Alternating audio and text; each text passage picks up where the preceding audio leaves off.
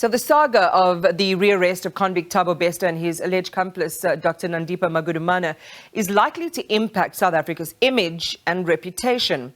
The nature and tone of that impact is something the country can manage to its advantage, depending on how we respond to it.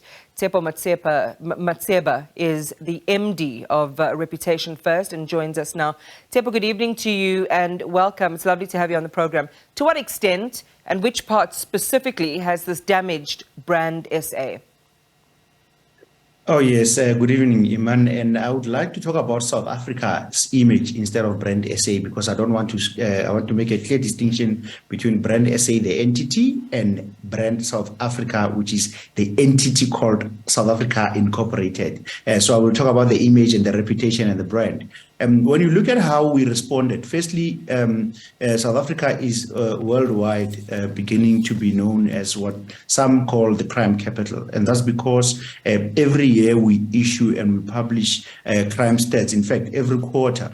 But often without providing the context around the crimes that are committed. And then we fail very often to take advantage of an opportunity and tell people what are the interventions that government and the private sector and that citizens are taking to combat crime and violent crimes. And so the minute you see a story like this break out, it becomes, oh, South Africa again. Remember how it happened with Oscar Pistorius killing on a Valentine's Day of his girlfriend, and then the many other atrocious crimes that we see. So the incident that we're seeing right now, which high-profile leaders and politicians are implicated by the very same people who are involved in correctional services, create an impression and a space for this thing to go extremely wrong, in the sense that if we fail to capitalize on the opportunity and tell our own version about how we are dealing with crime and how capable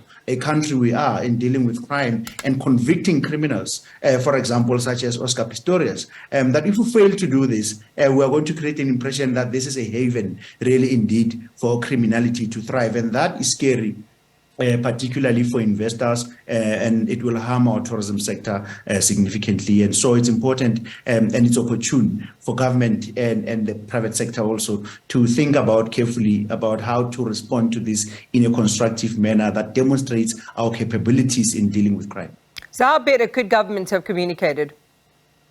So far, it has been actually, to be honest with you, embarrassing, with mixed signals. To be honest with you, if you go and look at the first press conference that was issued, while on the same day by the security cluster, that press conference was issued while the president was busy hosting investors at the Sandton Convention Center for the investment conference. And so from a timing point of view, it was completely wrong. And you would have expected that government in its coordinated fashion could speak to each other, departments could speak to each other and say the president is going to deal with the investment conference. Yes, these people have been apprehended by the Tunisians and they are coming back into the country, but we don't have to make a rah-rah about it and prioritize it as an issue. Rather, let's focus on this investment initiative, the positive story and the strengths of South Africa. And then in the process later on, we can schedule a proper media briefing where we are all collectively speaking in one language.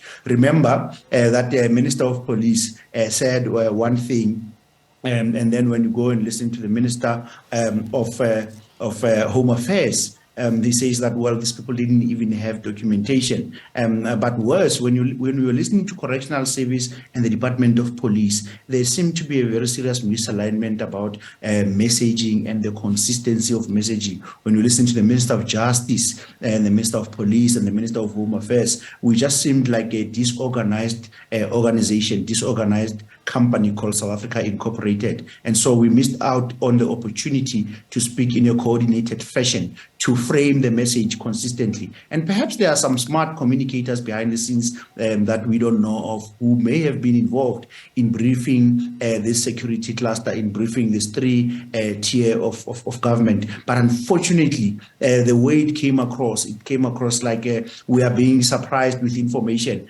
And I must say, with all due respect to the Minister of Police, Begikele, every time he lands on a scene, it creates an impression that we are being populist as opposed to dealing with the facts. Right. Because it cross, and it may not be intentional, but besides the speech wobbles here and there that are very commonly known for in his character and nature, but it comes across like we are creating a scene for attention seeking as opposed to dealing with the fundamental issue that we have a serious criminal that managed to escape and use South Africa's systems, especially the system around correctional services. Minister Lamola also. Can I just ask you to pause there for a second, Tshepo, because we're running out of time, and I really want to get to something that you pointed out in your observation about how all of this is unfolded. You're talking there about mixed messages.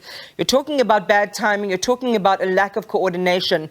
Given all of this and the mishandling of it, what rehabilitative steps should government and all of those involved take to repair the damage?